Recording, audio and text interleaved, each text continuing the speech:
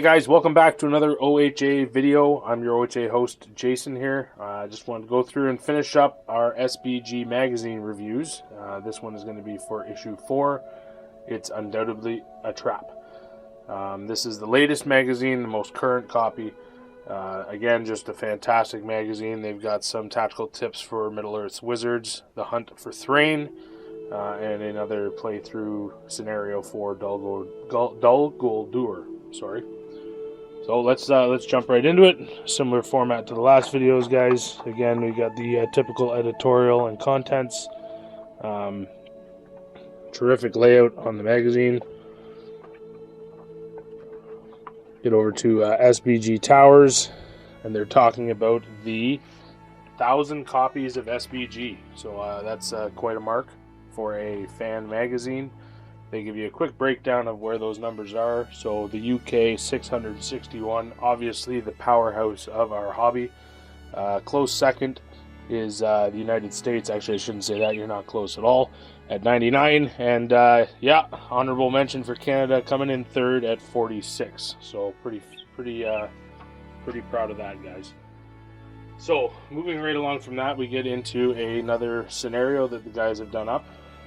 And it's the hunt for Thrain. Gives you your layout, your forces, special rules, and a great playthrough with Tom and Amy. Again, we've got some nice pictures here. The text, all the special rules, the layout of the map, similar to the old GW layout. I love it, guys. Just a great little read. Great fun scenario to play as well. If you're into scenario-based play like we are at the OHA, these are gold. I mean, we're definitely going to be playing through and hopefully getting a video of that up on the channel. Moving on, we get to the Doctor's Corner. This again is just sort of like a little editorial that they have in the magazine, and it seeks to answer the question of disdain for our hobby, with many modern-day references. But I think that as our hobby becomes more mainstream, those feelings are going to dissipate. So I know just in the years I've been doing this hobby, there's been a very large transition. It seems more accepted. It's not looked upon as it was at one time. So anyways, he does a great job of speaking to that and what goes on within the hobby. Moving on to Tactica, again, one of my favorite portions of this magazine. They're going to talk about the Astari, so that is Saruman, Gandalf, and Radagast, and it's fitting for the issue. It flows well. They're very good at keeping a concise direction, I guess would be the best word for it, in the magazine.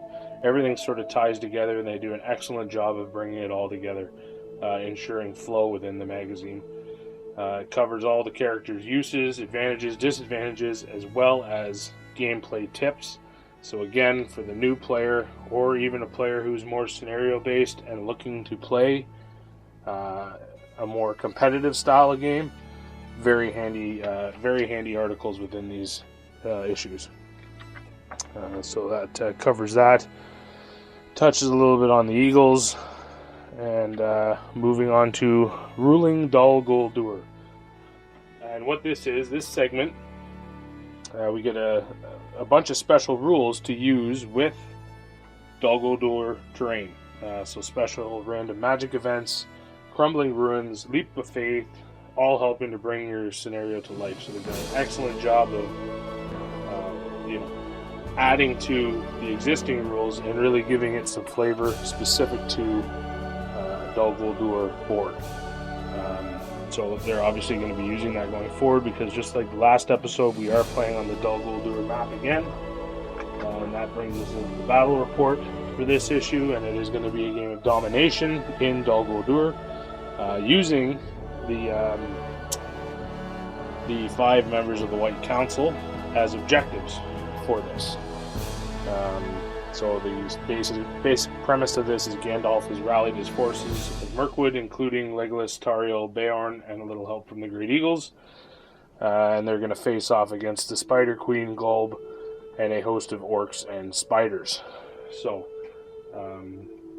just like the previous battle reports, they do an absolutely fantastic job of photographing, bringing to life the models they use. It's all incredible stuff. And due to the way that the gentleman who built Dol Guldur, the way he built it allows them to rearrange it so it's modular, it's ever changing. You can actually see they've got a portion of what looks like the Thrain board in there, so it looks terrific. I mean, they really nailed it again, which is no shock. I mean, after 4 of these videos, guys, you should be getting a common thread here. They make a beautiful product. They're terrain guys, they're paint guys. I mean, it's all great stuff. So they take you through turn by turn. This one is a very interesting read. I definitely recommend you get your copy. A lot of fun. They give you these nice little bars to indicate your braking level. And then they do a little blurb here at the end after the battle report speaking about the garrison of Dol Guldur. So they just give you a sort of fun, what would be there to use, and give you an example of like a 750 point garrison army. After that, we get into the really cool section, which for me as a terrain builder, I absolutely love. That is the building of Dol Guldur. They give you some quality step-by-step processes on how to bring this board to life. Some really easy to follow instructions that there's no reason anybody out there shouldn't be able to achieve, some semblance of what they've pulled off here. I'm not saying it's going to look exact because it was a lot of work, and those guys are definitely masters in their art form. But there's no reason you can't use these tips to bring your game board to life. They go through, you got a number of pages showing you the pillars, the steps, all the spikes and the bits that were used for that. Just a really interesting read and very inspirational for setting out to build your own, whether you're going to draw from the movie like these guys did, or if you want to do your own interpretation of it from the books. This is going to help you to bring it to life. Covers off the vines, the pillars, the metalwork. I mean, it's all very in-depth. The dying trees, thorns, and then a nice cheap tip for leaves and foliage.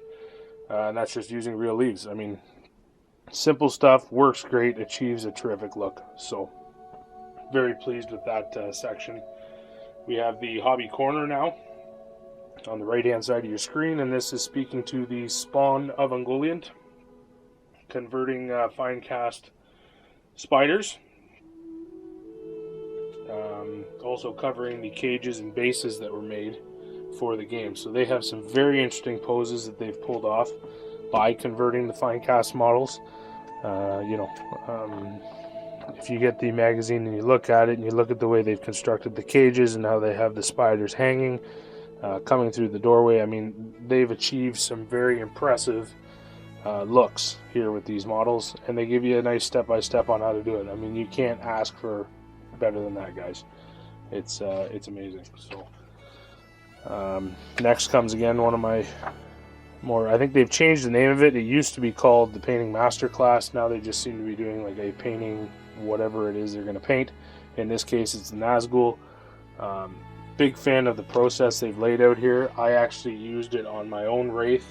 If you want to go over to the OHA Instagram site or Jason's hobby vlog, you can see the effects of following this process. This is a very similar process to what I followed to paint my Wraith. Very happy with the outcome. So again, they lay it out step by step and do an absolutely terrific job to help you achieve that look for your miniature. And then finally, one of my favorite parts of this magazine, this photograph here. I'm going to take it off the tripod for just a minute, guys, to try to get you a better shot of this because it is so impressive.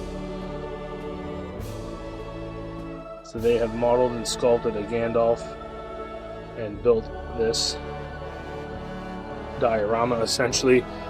Source lit it. I mean, it's fantastic. I apologize for the glare that's from the light bulb up top, but absolutely fantastic. They show you how to convert Gandalf, so you can use him either in that pose as well as a reaching pose for when he's on the ground. Just like it's all around great stuff, guys. Great stuff. So moving on from that, we just cover off the hobby vlogs for the different contributors as well as the supporting SBG. So I've mentioned it before. I'm going to mention it again. If you would like to pick up your own copy, which I recommend you do, you're going to contact sbgmagazine@gmail.com. They'll give you all the information you need going forward to get your hands on your own copy. Highly recommend it. They are absolutely amazing. Personally, I cannot wait for the next issue to come out, especially considering the new activity going on in the hobby right now. These guys filled a void for all our Hobbit needs while GW was taking a break, and I can't wait to see what's next now that there's new input coming from GW. I can't wait to see what the guys at SBG do with it, and I just look forward to more of this quality content to come. So thanks for stopping by, guys. Like, subscribe, check out OHA on Instagram as well as Facebook, and we'll look forward to seeing you soon, guys. Take care. Bye-bye.